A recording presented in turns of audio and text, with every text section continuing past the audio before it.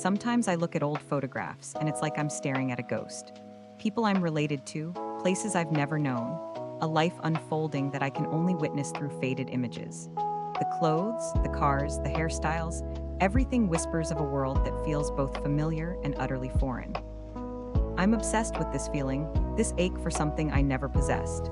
It's not a longing for happiness, exactly, but a yearning for simplicity. A time before constant connection, before curated online personas, before the pressure to always be achieving something, anything. It's strange, isn't it? How we romanticize the past, even when we have no direct experience of it. I see pictures of my grandparents as young adults, laughing around a picnic table, and I imagine their lives were somehow easier, more authentic. I know that's probably not true. There were struggles then too, anxieties and disappointments, but they're obscured by the sepia tones and the distance of time.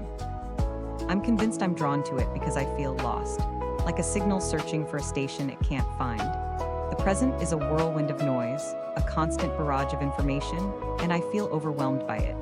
The past, even through grainy photographs, seems quieter, more deliberate. Some days I wake up and before I even scroll through my feed, that voice is already there. You're behind, you're not enough, you're missing something everyone else already has. And I believe it because it sounds like me. I try to distract myself, endless scrolling, binge watching, anything that keeps me from getting lost in the feeling. But the silence always comes back, and when it does, so does the wait. People think loneliness is about being alone, but it's not really. You can be surrounded by friends, laughing, talking, and still feel like no one understands that you're just adrift. I've had those moments, standing in a crowded room, pretending to be engaged, while inside I'm screaming for someone to acknowledge that I feel disconnected, like an observer in my own life. But no one ever does because I've gotten too good at pretending. It's easier that way, right? If I act fine, I don't have to explain the longing inside my head.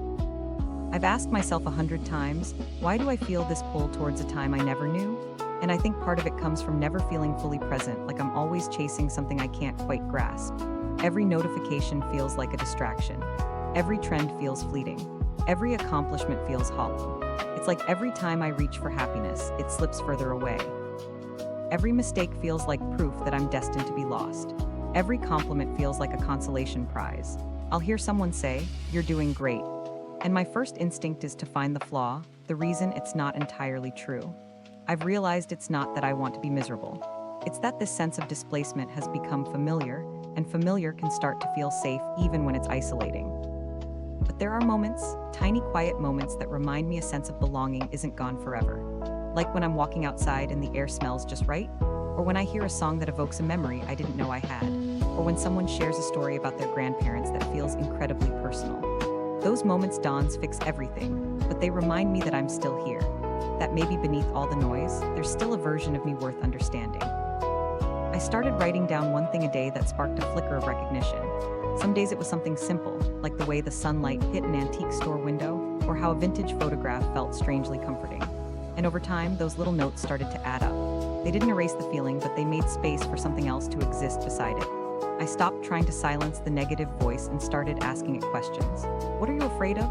Why are you so insistent? I've started to see that longing for a bygone era isn't just about escaping the present. It's about searching for something missing within myself.